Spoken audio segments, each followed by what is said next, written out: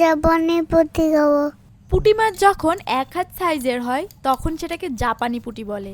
আজ আমরা রান্না করতে চলেছি সেই এক হাত সাইজের জাপানি পুঁটি।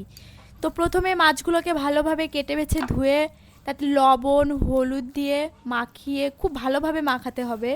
এমনভাবে মাখাতে হবে যাতে জাপানের চিহ্ন মুছে পুঁটি মাছগুলোতে বাঙালি ভাব চলে আসে। কড়াই বসিয়ে কড়াইটি গরম হলে তাতে একটু বেশি পরিমাণে তেল দিতে হবে। তেলটি ভালোভাবে গরম হয়ে গেলে মাছগুলো একে একে সাজিয়ে দিতে হবে।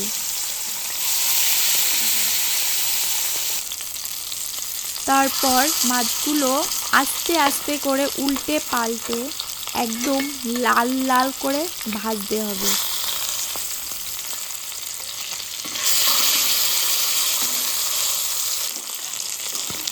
আমাদের মাছগুলো ভাজা হয়ে গেছে, এবার এগুলোকে তুলে নিতে হবে। কড়াইয়ে থাকা তেলের মধ্যে অল্প পরিমাণে জিরে ফোড়ন দিতে হবে।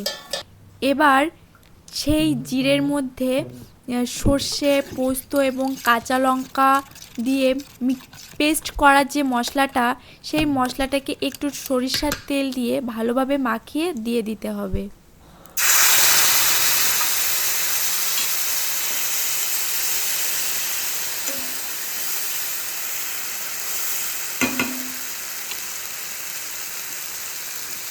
এই মশলাটাকে লবণ হলুদ দিয়ে কিছুক্ষণ কষাতে হবে।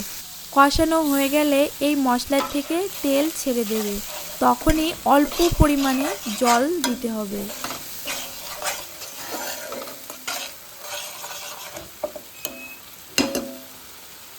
মশলাটা কষানো হয়ে গেছে, মশলা থেকে তেল ছেড়ে দিয়েছে। এইবার এই তেল ছাড়া মশলার মধ্যে আমরা জল দিয়ে দেব।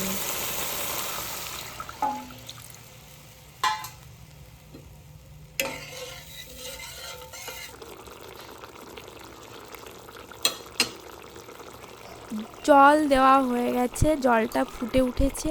এবার মাছগুলো একে একে সাজিয়ে দিতে হবে। মাছগুলো দিয়ে সাজানো হয়ে গেছে, এবার কিছুক্ষণ ঢাকা দিয়ে রাখতে হবে জালটা আস্তে দিয়ে। তারপর ঢাকনা খুললেই রেডি আমাদের জাপান থেকে আনা সেই সুস্বাদু স্বাদের জাপানি পুঁটি।